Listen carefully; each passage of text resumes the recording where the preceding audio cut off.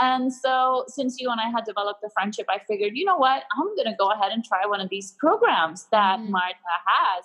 And I enrolled at the Empowered Woman School, and I started the program. And it was just straight up from the beginning, where you have us take that personality test. That in and of itself was so revealing, because I realized that as I became a mom, a lot of my fears from my past and a lot of the experiences that I had as a daughter were affecting and impacting what I was doing as a mom. And this is where I think what you do, Martha, is so valuable, because you teach women the fundamentals of self-love. If you don't have that, you will not even realize that you're getting yourself in a dangerous situation until it's too late. Hi, welcome to the Empowered Woman Podcast. This is a place for you to learn from inspiring women how to empower yourself through self-love. I'm so glad that you're here. My name is Marta Spurk, and I'm your host, triplet mom, woman empowerment coach, and all things motivation extraordinaire. On this episode, I talked to one of my students at the Empowered Woman School, Limary CRUZ RUBIO. She shares her story from when we connected on Facebook around 3 years ago, and how she was inspired to join my school after becoming a mom of twins and wanting to dedicate more time to herself. Let's get right to it.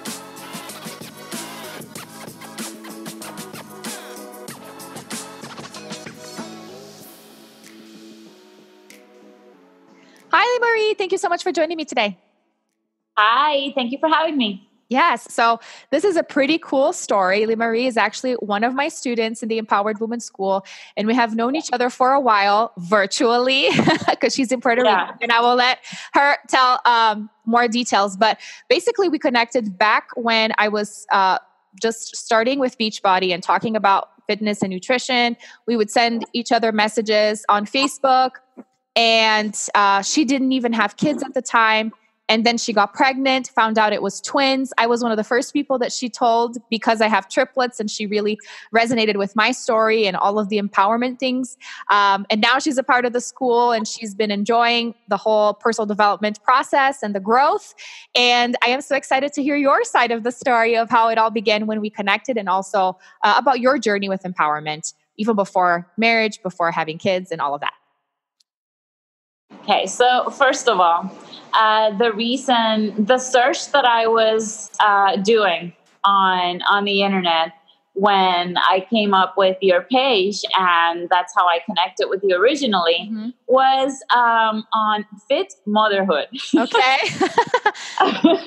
Because so my boyfriend and I had been dating for a while, and we had spoken about marriage and children and whatnot, but so he was already over 40, and I was close to 40, and I was worried, because I had already at one point in my life given up on the idea of motherhood.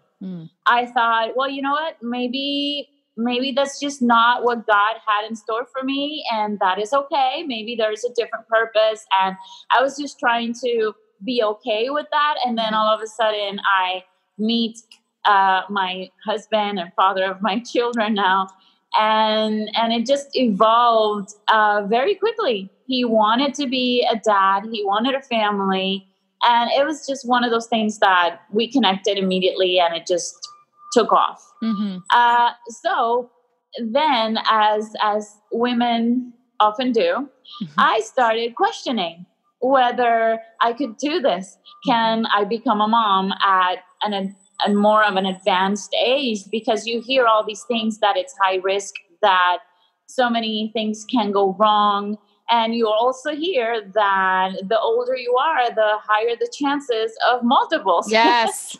So I was nervous about all these things, and I started researching, and all of a sudden I see this girl, because you looked so juvenile and so full of energy, and you are in this banner picture with your 3 kids, and they are toddlers at this time, but they're early toddlers. Yeah. And I was just I was like, wow. and I immediately wanted to ask you so many things, and as you know by now, because you know me, I am not shy. So I immediately went to Messenger and I started asking you questions. So yeah, I mean, the fact that you were so accessible and that you were so straightforward and down to earth and so at home and comfortable with being a mother of triplets just gave me this confidence that I could do it, that I shouldn't be afraid, that, you know, and I wasn't expecting necessarily multiples, but I knew it was a possibility. My husband is a twin. Oh. And I have twins in my family as well. Okay. And so I was 38. So I was like, yeah, all the things, just so many chances that I would have multiples. And then fast forward 3 years and I do have multiples. I have twin girls. They are 7.5 months now, crawling and trying to stand and, you know, babbling and trying to talk and doing all these cute things. And I work full time. My then boyfriend, now husband, we got married, we bought this house, we just did so many things so quickly. And I found myself after giving birth at this place where I wasn't sure what I had exactly gotten myself into. I was overwhelmed, incredibly overwhelmed. And so since you and I had developed a friendship, I figured, you know what, I'm going to go ahead and try one of these programs that Marta has. And I enrolled at the Empowered Woman School, and I started the program. And it was just straight up from the beginning, where you have us take that personality test. That in and of itself was so revealing, because I realized that as I became a mom, a lot of my fears from my past and a lot of the experiences that I had as a daughter were affecting and impacting what I was doing as a mom so much. And so, yeah, I don't know. I don't want to keep on going. No, you can. I'm loving the whole trajectory. And especially hearing from you that you were already looking into motherhood. And this is interesting because that's what I noticed. And that's why I kind of shifted my focus from just speaking to moms, because I noticed that lots of women that were not yet moms were looking at me for inspiration and seeing, you know, okay, so she seems to be doing okay. Even though I do share the struggles too. And it's always, you know, a process and a journey, that I'm still doing it. So it's kind of like lots of women that were not moms were resonating with me. And then it turns out that it was a message for women in general into figuring out what they wanted out of life and dealing with hard situations in general, whether they be motherhood or not. And I'm so happy that you saw that in me, even though that was not even the message that I had at the time, because I was working with fitness. And it's almost like you saw the bigger picture before I even did, and you were already interested in it. So that makes me super happy, because even looking at my own journey, and I talk about this all the time, how everybody has insecurities, and, you know, we tend to question ourselves all the time, and it's so normal. And it's nice to hear from other people that they question themselves too. And that even when they think somebody else has it all together, that person is still questioning themselves, which I have been questioning myself, even like with going the process of the fitness and then switching my vision and thinking, what am I doing? Maybe I should just stop. And then it's stories like yours that makes me know that it's not a linear process, and we just have to keep going, and people are going to be blessed and helped along the way. And so I am extremely, extremely grateful for our friendship, for you, and for you being able to share your story here today. What I do want to know more about and hear more about is, because even before your marriage and your relationship with your current husband, with your husband and boyfriend at the time when we started talking, you experienced other things that are a huge part of your life too. And I did want to get into that, because with the process that you've been going through in the school, you've been able to kind of look back at those things, and you also want to help women with your story. And that's one of the things that I'm encouraging you to do in the school, is teach a class and help women with your story and understand how we can take responsibility for our lives and not live out of victimhood. Can you talk more about that too? Yeah, absolutely. So way back in 2003, I got married for the first time, and I married my high school sweetheart. It was one of those things where you just thought that you were doing what you were supposed to do when you were supposed to do it, right? You graduate high school, then you go to college, you graduate college, and if you've already met the love of your life, you get married immediately, and you do all these things. You're just checking the boxes. Yes. So that was a mistake. I didn't know at the time that it was a mistake because, well, I hadn't had any real life experiences yet. I was, 23. Yeah. And so I married this person, and he was I don't know how to put it delicately, but he was definitely Mr. Wrong for me. And I didn't realize it at first because I did not have enough self-esteem to begin with in order to realize that there were certain things that are not okay and that you don't have to accept. But I was already deep in the relationship when I began to worry that this was not just a toxic relationship, but a dangerous relationship. There was violence. It was violent in a psychological, emotional, and also a physical way. And here's the kicker. I was with this person for 11 years. Wow. That was the crazy part. It's like, why would you stay with a person that straight up from the beginning is not treating you correctly? And this is where I think what you do, Martha, is so valuable because you teach women the fundamentals of self-love. If you don't have that, you will not even realize that you're getting yourself in a dangerous situation until it's too late. So my mom had me when she was 19. Wow. And to be clear, I love and adore my mom, and we get along great. So I'm not in this to like bash my mom in any way. But when you're 19 and you have a kid, you are not nearly as mature as you should be to handle the responsibilities. I just became a mom 7.5 months ago, and I turned 40 in 2 months. And the reality of it is I sometimes feel super overwhelmed, but because I am so much older, I have patience and I can deal with certain things. And I understand that the way I react to certain things might affect my daughters negatively. So I am very careful with the way I react or when I'm super stressed or anxious or whatever. But when you're 19, this is not a consideration because you have no idea. You probably think that babies don't remember anything.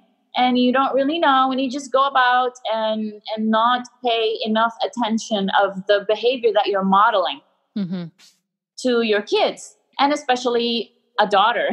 So I learned a lot of wrong behavior patterns. I was not very good at handling my own emotions or engaging in fruitful conversation when trouble or conflict would arise. And so when I got in this relationship, I was 17 when I met my first husband. We got married when I was 23, and I ran away from that relationship when I was 29.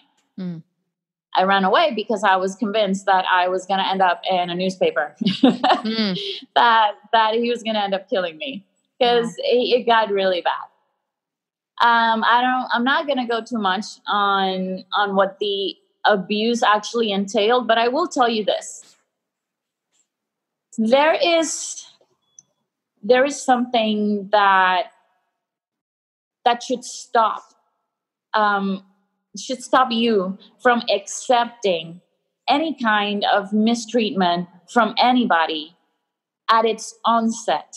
And it's self-esteem. When you love yourself enough, you don't let anybody hurt you.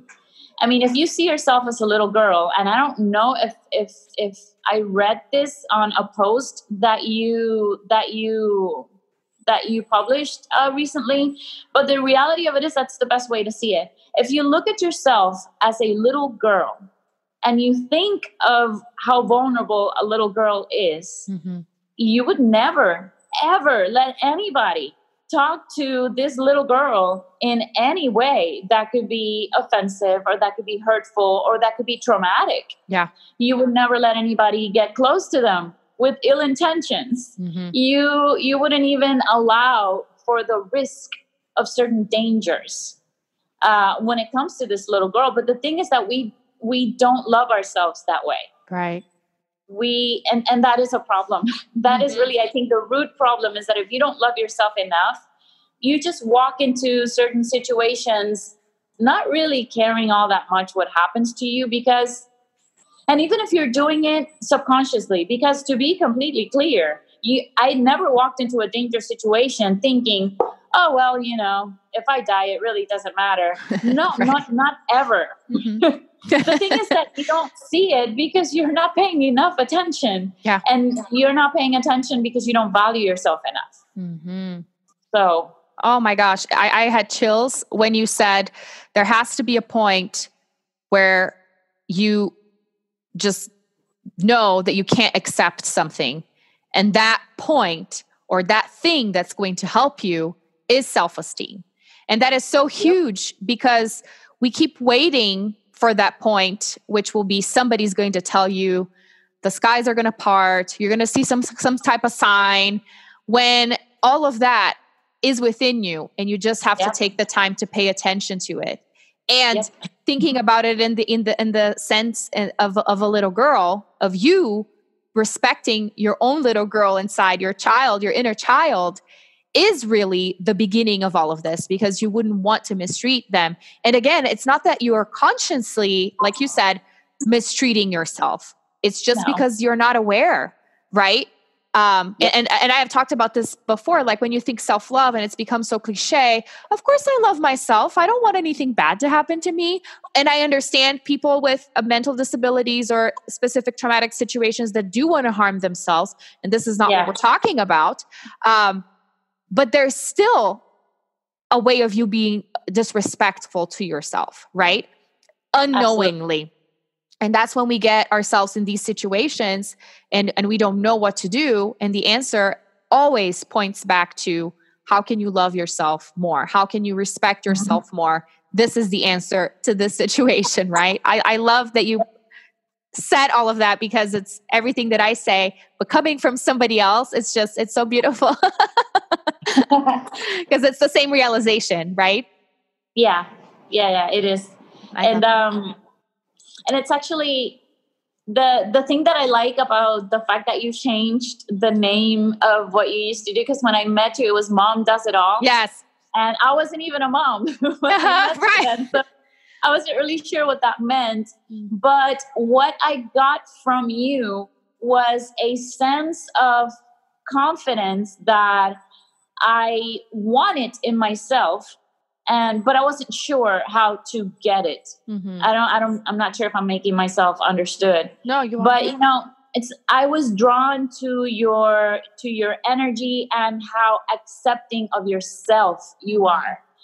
And that is so important, because when you're in a situation where the only reason why you would ever let anybody treat you badly or mistreat you in any way is because you don't know how to treat yourself, and you don't necessarily accept yourself the way you are in a way that is loving. And because you probably think of yourself quite badly, or you have a very low self-image, that is really why you will accept it. Because you know what? If you don't love yourself, you don't really expect anybody to love you. Right.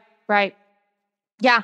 And to be more like to the point, because this is 100% everything. And for me, this journey has been very like awakening and enlightening, because I didn't know that I didn't accept myself. I didn't know that I didn't approve of myself. In fact, if anyone would look at me, they would think I'm the most confident person in the world, that I don't have any insecurities. And I actually thought that kind of too. And then I started going through this process and I was like, oh my gosh, I've been looking for external validation my entire life. And I assumed that I needed to fill myself up with people's approval and compliments. And what I really needed was to look at myself with love, and everything would fall into place. And but what are some of the things that helped you, or things that you realized that you didn't like about yourself that you needed to accept, or that you were looking for approval? Like, because those were the key things for me, realizing this about myself. Like, what were some of the things, like, to be more specific, that you found with the personality test or with the exercises that you've done that helped you see, oh my gosh, I haven't been loving myself? So with the personality test, I saw that I am the loyalist. And there's a lot to that type of personality that can be really, really good. And it also can be even a bit disruptive, because when you are so committed to an idea or to an objective, you find it really hard to see other points of view or to open up to other possibilities. And in my case, I had always heard from other people that I was always making mistakes, like that I wasn't doing things perfect enough. I was always getting criticisms for, and as a child, when you grow up and you only hear about yourself when you do something wrong, but you don't ever hear encouragement when you do something right, in the back of your head, you have this idea that you can't do anything right, that you do everything wrong. And so, believe it or not, because this is all about my weaknesses, but I want to, clear the air about one thing. This entire time, I graduated top of my class in high school. I was accepted to the most prestigious university here locally. I graduated my bachelor's degree summa cum laude. I was accepted into law school. I became an attorney. So these are things that you could be an overachiever in a lot of ways in life, but sometimes you don't realize that you are overachieving in other areas of your life because you still feel that you have to prove something to the world. So I accepted a lot of mistreatment in my personal life, though I was this super successful overachiever for all intents and purposes. So, and the reason for that was I had this idea that I couldn't do anything right, but also I continually did things right. I don't know how to explain it. It's like, so I become a lawyer. Yay, good on you. But also, I didn't really get into that internship that I wanted to get into. Other people got in because they're obviously better than me. So I guess I'm going to have to start working at this other firm that I don't really like because, So do you see what I'm talking about? Like that pattern? The satisfaction with yourself, regardless of what you accomplish, 100% resonate. Constant dissatisfaction. No matter what I would accomplish, I was constantly dissatisfied. And this is why I think I allowed my ex-husband to treat me as badly as he did. Because he would consistently just sort of confirm that, you can't do anything right. Wow. So, and that is at one point where I wanted to just break free of that, because I realized, you know what? Who are you to tell me that I can or cannot do things right? Look at me. I'm doing all these things and I'm achieving all these things, and you're not really giving me any credit for the good that I'm doing. That's when it got violent. Because I had never paid enough attention to the patterns that were forming to realize that the more I succeeded, the less he liked it and the more upset he became. Okay. So So that's what I mean by walking into a dangerous situation and not even realizing that you're doing that to yourself. Right. Right. But if I had had self-esteem, and if I had respected myself and accepted the fact that I am never going to be perfect, and that is perfectly fine. Yes. There's nothing wrong with making mistakes. Yeah. That is how you learn. That is how you grow. And your mistakes, they form you. They make you who you are. So there's really nothing wrong with stumbling, so long as you get back up. Yes. And if you need to take a day and cry, that is also okay, because we're human, and we need to acknowledge those feelings, and we need to let them out, but we can't let them control us. So I think it's a balance of respecting ourselves, overcoming our obstacles, and realizing that our past experiences do affect our present. Yes. The worksheet after the personality test. The personality test showed me that I am very committed to objectives. I will see a goal and I will go after that goal, and I won't let go until I achieve it, but sometimes to the detriment of other things. Yes. And without necessarily analyzing if this is something that is my true purpose, if this is something that I should even be doing in the first place. Because I did go to law school, I did become an attorney, but that is not what I do now, as you know. So had I actually taken the time to know myself previously, maybe I would have made different career choices, and I would have ended up where I am sooner. Yeah. So there's that. And then there's the worksheet. In the worksheet that you made us fill out, where you ask us to pick a female role model and see the effects that her stories and her beliefs and her example pretty much set for us that may still be affecting us today. Wow. Eye-opening. That blew my mind. I spent so long on that worksheet because the more I wrote, the more in shock I was at how much my mom's youth and her immaturity as she raised me had affected me to this day. I had no idea that her fears were my fears now, that her insecurities were my insecurities, and that her wanting, because she was given up for adoption when she was very young. Her mom gave her up, and she didn't really get over it when she had me. Yeah. So she still had that. So she wanted to be this perfect mom, but she was so young and she didn't understand that perfection is impossible to achieve. So she was really hard on herself and also hard on me, because when I did not execute the way she had taught me, then I was making her look bad.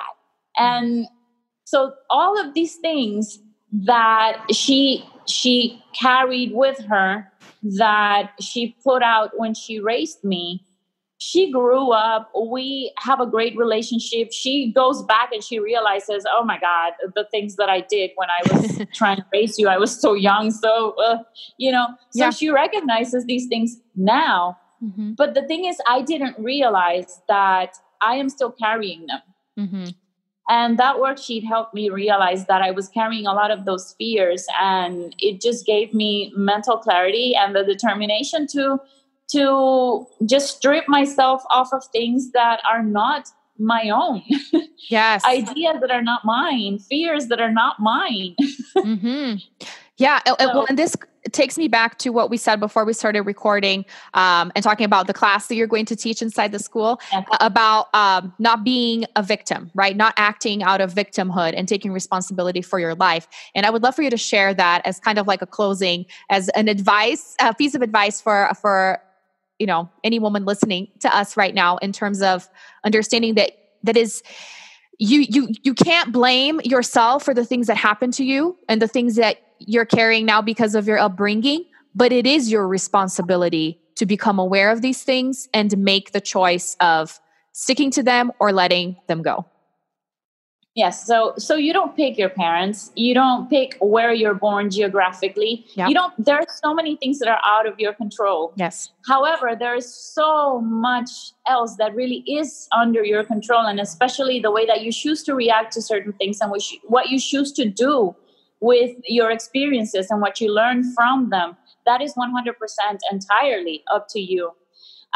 Even in a situation like I found myself in a situation of domestic violence, you could say that I was a victim because he was being abusive towards me. Right. However, nobody forced me to be in this relationship with this person. I could have walked away whenever I wanted.